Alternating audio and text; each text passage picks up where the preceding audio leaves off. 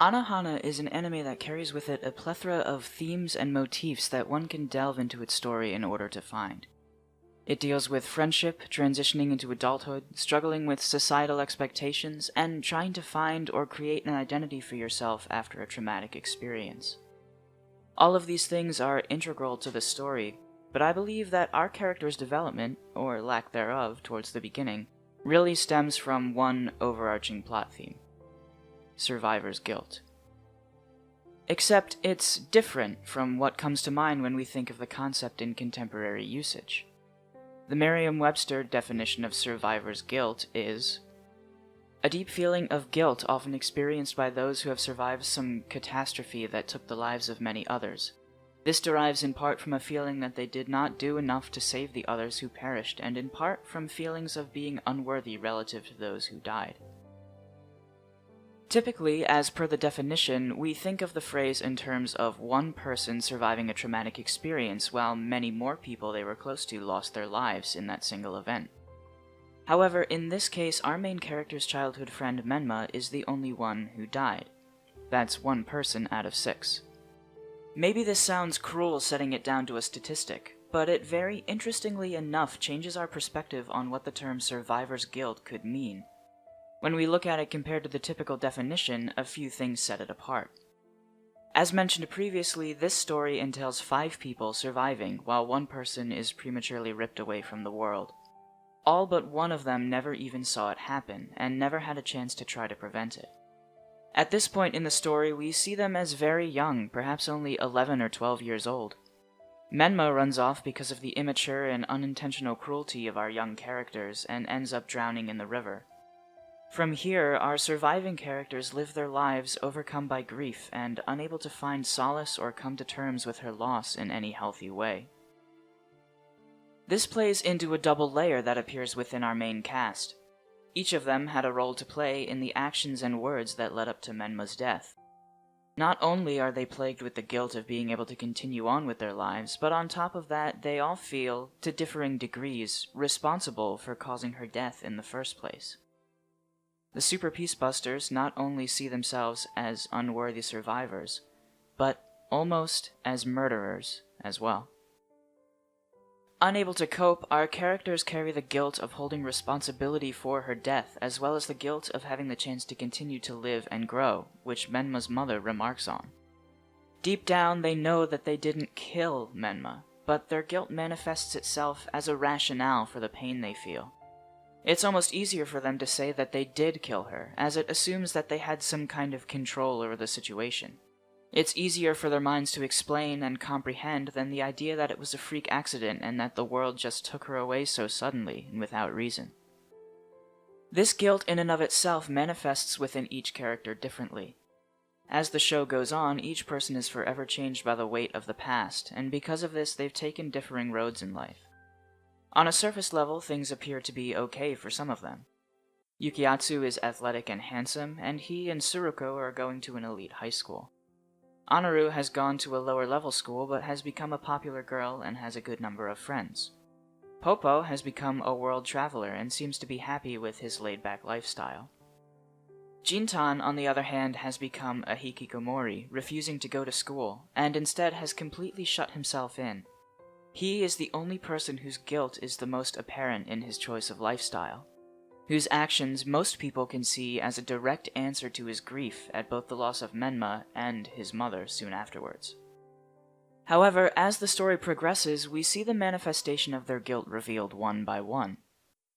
Jintan's guilt comes from a rejection of Menma due to an embarrassing situation that he was put in. Anaru had asked him if he liked Menma, and his immature childhood response was to say no and call her ugly as a defense mechanism. He then runs away to escape the awkwardness of the situation, which causes Menma to run after him. Jintan has forever yearned to apologize to her, but never got the chance due to her passing. Anaru had and still has feelings for Jintan, and had asked that question for selfish reasons.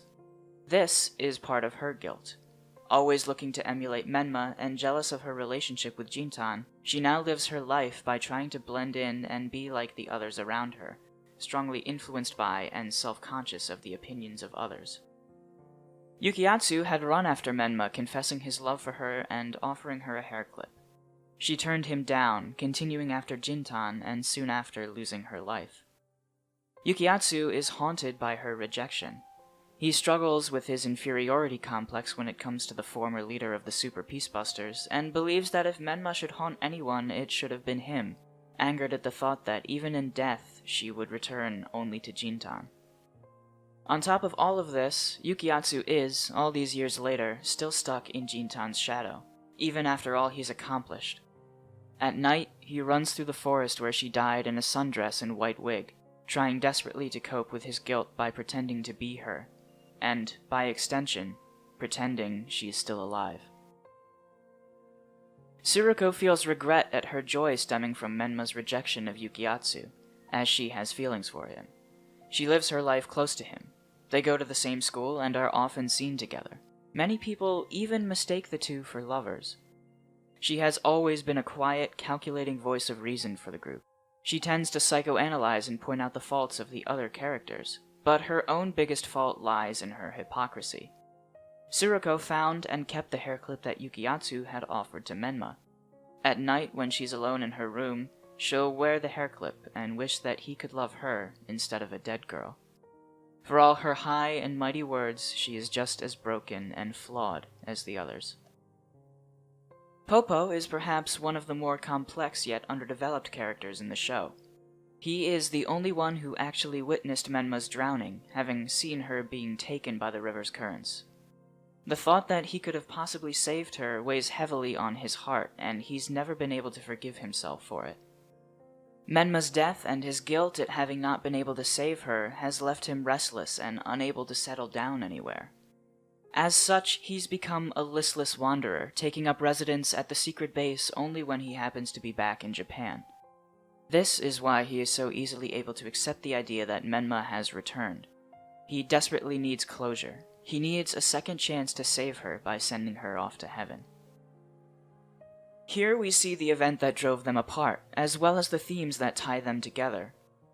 Not one of them was able to move on, each carrying his or her unspoken griefs and guilt with them for years. Survivors of an accident that they had little control over, they lived their lives frustrated by the unspoken words and an inability to right their wrongs. Time is the river, and our characters are the shoes of a little girl stuck bumping slightly against the banks. The resolution, then, comes in the form of our characters coming to terms with the mistakes of their past. Beyond the reasons Menma gives throughout the show, the overarching reason for her return was to heal the wounds of her friends and close the divide between them. Whether she knew it or not, her wish wasn't to be reincarnated, sent to heaven, or even to see fireworks. Those were merely used as ways to bring the Super Peacebusters back together, to get them to grow and finally overcome their sorrow. She loved them and wouldn't have been able to rest until their guilt had come to a head and brought the truth out of all of them. As such, two Menmas exist. The physical ghost of Menma that we see interact with the world, and the ghost of Menma that lingered in all of our characters' minds. The ghost of their failure, regret, and guilt. Deep down, she knew that they needed to put their past to rest before she could be as well. In the end, our characters have closure. The truth has finally been painfully brought to the forefront for each of them, and the weight has been lifted off their shoulders. Each one of them is able to come to terms with their past as Menma forgives them, and while nothing can erase her loss from their lives, they are finally able to follow the currents of their changing world without being completely left behind in solitude and grief. Anohana is about many things, but just as much as it is a story of survivors' guilt, it is also a story of forgiveness and reconciliation with others, and perhaps more importantly, with oneself. Yukiatsu, Tsuruko, Popo, Anaru, and Jintan all are forced to face the ghosts that they had for so long ignored or desperately tried to bury. Finally, the shackles are broken, the restraints are gone, and our characters can finally swim to the surface and breathe for the first time in years. They will not drown in their guilt. Instead, they will ride the currents to new destinations. They will grow, they will love, they will always remember Menma, as the flower that they saw that day.